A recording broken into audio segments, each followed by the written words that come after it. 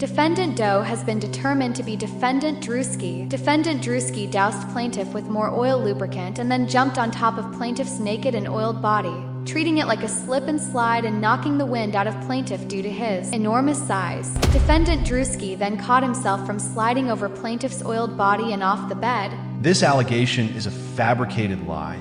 I wasn't a public figure in 2018. The inclusion of my name is truly outlandish. My heart breaks for actual victims of abuse, but I'm fully confident the evidence will expose this falsehood. Obviously, it's false. Ain't no way you belly flopped on someone like a slip and slide until you live to tell the tale. This is unironically one of the dumbest videos I've ever made. Diddy lawsuits have to be by far one of the most covered topics for commentary channels. I'm not saying that's a bad thing. I'm also saying that every week or so, more stories come out that just seem too insane to not talk about. I think I covered the Diddy home arrest when that originally happened back in March of last year, and I talked about the mention of Jay-Z being brought up in these allegations. But since then, yeah, not that much over the course of a year. However, now today, oh boy, we got a bizarre story. So there was recently a court document filed and made public on the 8th of March where there were 3 plaintiffs claiming that back in 2018 they were allegedly a victim of a Diddy party. God, I hate that name. And one of them alleged that the beloved comedian Druski forced himself onto her during that evening. I should clarify now before moving forward that these are just allegations. I have no hard stance on any of these, and that also mention of sexual assault are impossible to avoid in this video. So if that still makes you uncomfortable, it's better if you click off. Either way, I'll be going over the section of the court document where it alleges what Druski did and his own statement that came right after where he denies everything. So this court document is this one right here, where in total it's, oh my god, it's so long as well. How long was it? 87 pages, 14 pages. Like, it's massive. But the actual section I'll go over right now is the beginning, the 3 plaintiffs, Ashley Parham, Jane Doe, and John Doe. Those 2 last names are like very typical, anonymous names, so they don't actually reveal the identity. Ashley Parham, I think I heard that one before, back in October last year, where it was brought up in a lawsuit, so she probably knows the most about this, or has been the longest running plaintiff in this whole thing, potentially. And if you scroll down, you get to the defendant's part, where there you go, defendant Diddy, we know him, and also defendant Christina Cohom, or better known as KK in this document, where she was like an assistant or like a chief of staff for Diddy. I'm not gonna claim anything, but I think I saw mention like her, being in those parties, do some shit, I'm not sure. And then you get to the guy himself, defendant Drew Desports, if that's how you say it. Defendant Druski is an individual who, upon information and belief, resides in and is domiciled in either Maryland or Georgia. So there you have it, like all defendants. I have no idea who this is. Helena, Jaguar, fucking whatever. But now, the story of this begins around here, and then if you go all the way down to page 17, his involvement, allegations, started around this point at 76, and I'll say right now, this story, I wasn't lying when I said it was fucking bizarre, because look at this. It begins here. Defendant Diddy then instructed another defendant, Doe, to also rape plaintiff. Defendant Doe has been determined to be defendant Druski. Instead of immediately raping plaintiff, defendant Druski doused plaintiff with more oil or lubricant and then jumped on top of plaintiff's naked and old body, treating like a slip and slide and knocking the wind out of plaintiff due to his enormous size. Again, these are accusations, we have no proof right now, but if this person is lying, Jane Doe or Ashley Parham, my god, they have a talent for making bizarre children's stories, and if they're telling the truth, Druski, like, what the fuck, I'm not making any hard stances just yet, right after this video, then saying, defendant Druski then caught himself from sliding over plaintiff's old body and off the bed. He then began raping plaintiff vaginally. While defendant Druski was raping plaintiff, defendant Diddy sat in a chair near the bed and began masturbating while recording plaintiff's rape by defendant Druski.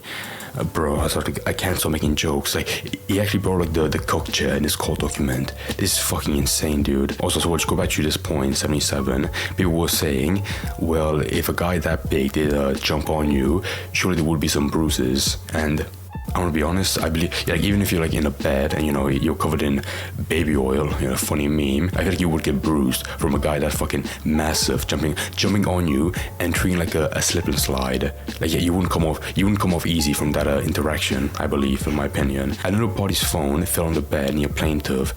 Plaintiff then attempted to grab the phone, but it slipped out of her hands and onto the floor due to the oil or lubricant that had been doused all over her person by defendants Diddy and Druski. Defendant Diddy began laughing at plaintiff's attempt to grab the phone.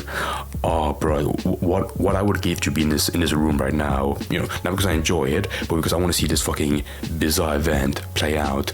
Throughout this violent gang rape, defendant Diddy made constant belittling remarks to plaintiff, including that he owned her now. I mean, to be fair, with what we know about Diddy, these sections about like him just sitting in a chair, jacking off, recording it, is not that, implausible. The one section that I think most people will be shocked about is Druski being brought up, but I won't say any further than that. At some point during this ordeal, plaintiff remembers defendant referring to another defendant, though, as Cornelius. Oh, that's what, in this court document, they bring up like so many bizarre details that I'm like, why would you mention that to your lawyer and then tell him to write it down in the court document and then take it to trial? Like, why would a judge need this? Like, let me read it. Plaintiff remembers defendant referring to another defendant, though, as Cornelius.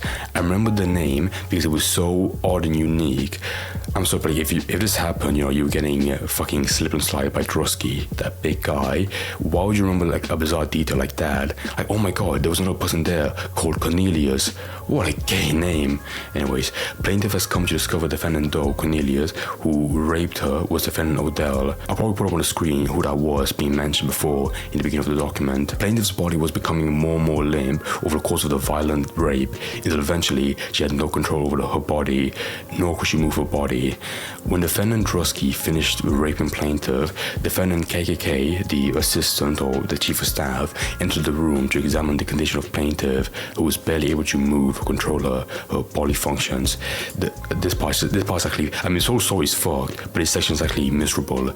Defendant KK examined plaintiff to see if she needed assistance and was about to give plaintiff an IV fluid. Plaintiff cannot be certain if she, is that meant to be if or is? I don't care. Is she did or did not receive such intravenous intervention.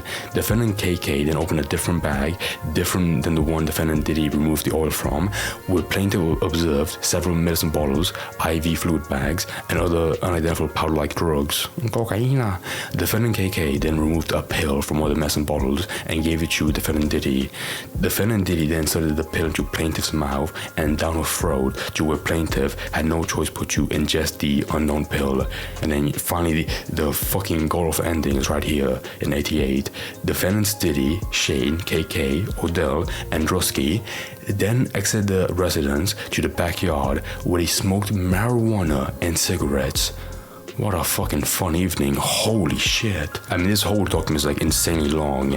Like, I mainly want to focus on just Druski because, like, that's the one character that people know about, and that people are like, oh my god, he was involved. Again, we can't say for certain just yet, but when people saw the headlines, they were fucking shocked, and I'll show in a second. So I'm not gonna make a comment about him because I barely know it, and also I'm not gonna make any hard stance about these characters, the assistant, the chief of staff, Shane, Valdez, Paratil, Odell, whoever these people are. So if they do turn out to be guilty, geesh. But right now, I just want to focus on this part. I want to focus on this section because this whole thing is massively long.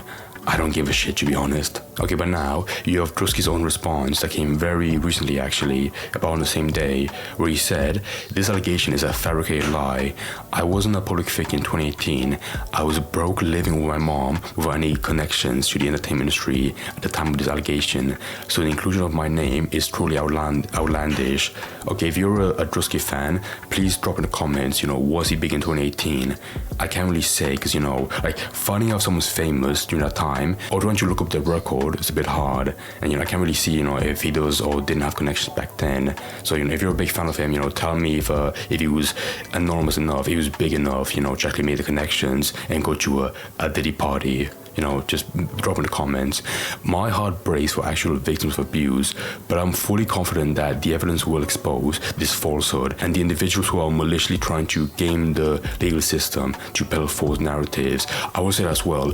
This document was made, like I said before, on the 8th of March. How the fuck? I mean, I have no idea about how this stuff works, but how did a document this bizarre make its way in just 2 days to the internet? Like, I feel like a story like this insane, this ludicrous, should be like vetted by a judge or a lawyer and then published online so that anyone, literally anyone, can find it and read it. Especially if it talks about somebody in a really, really bad way. Like, I'm not claiming this person, these three plaintiffs, Ashley, Jane Doe, and John Doe. I'm not saying they're doing this for money, but like, how do you make a story this insane and then get this document out to the internet so quickly? I've seen a tactic before where someone makes like a very bizarre story and then the damage to the reputation is so bad to the celebrity that they're like, okay, I'll fucking pay you, just drop this right now, so I can get the good PR from it. So that might be the case here. I can't really say, but again, there's so much more for the story to develop, so I can't make a hard stance at this moment. I mean, with a story this fucked up, what else can I say apart from it's disgusting and it's also fucking bizarre. Like, on one side, it is funny because how the fuck does a big guy like Druski slip and slide on a person's older body? Like, that's so funny, and that it was being pushed in a fucking court document. That is so fucking funny, I'm sorry. However, unfortunately, with stuff like this, when people see it, they jump over the gate and, immediately believe it. And this is the same case here, sadly. With some people, okay, there was this one comment that was pretty funny. Obviously, it's false. Ain't no way you belly flopped on someone like a slip and slide and they live to tell a tale. That's funny. But apart from that, unfortunately, a big majority believes it. They said you were using a hose as a slip and slide and Diddy oil. Not that bad. Real court docs would use real names instead of defendant Diddy or Druski. These documents are fake as fuck. I mean, this document has all the names, for the attorneys, the offices, the call numbers, all that stuff. And also, I feel like, for the sake of for ease, to make it easier, they would make names shorter to make it easier because they don't want to say Sean P. Diddy Combs over and over. No fucking way. Okay, this one's bizarre. ChatGPT response: I know Druski didn't say the word outlandish. What? Yeah, bro, how dare we try to be formal in a statement about accusing him of rape? How fucking dare he? That's so fake. They said you was on slip and slide shit. What the fuck is this gif? This reaction gif feels so white, just some baby. A white person made that. How Druski was doing, oh my god, how Druski was doing his victims at the Diddy parties. Okay, I give that a like, 'cause, it is again a very fucking bizarre story. It's funny, I'm sorry. PR agent writing letters on iPhone notepad. Yeah, a bit shady, not shady, but a bit bizarre. Also, it's a very short statement. Even if you didn't have a Twitter Blue, you could compact that and on the word count. So I don't know. I've seen people do that before. It's not a big red flag in my opinion. This skit is a little different after the allegation, Druski. Oh my god, bro! How many people are gonna watch this video, that skit back from 6 years ago, and be like, oh my god, he knew what was going on. He was just doing a funny bit back then, and I promise you, more likely. He had no idea, about the Diddy parties or how fucked up it was. I promise you. Wait, what? Live footage of Druski with his lawyer. This is the clearest video I've ever. We have no video, you dumbass. What video do you see here? We got words, and more words. If there was actual evidence, brought into this. Well, number one, they couldn't show it because it's a court case. But if they did, I would be way more definitive with my opinion about this. Because if they had video, he's fucked. But right now, it's just testimonies, nothing else. I mean, some people seem to be not that dumb so far just yet, and they actually, they're wary of it. They don't believe it immediately with this one. They saying I drove a getaway car, but I cannot see. I'm legally blind. Why would you post a video that old? What the hell?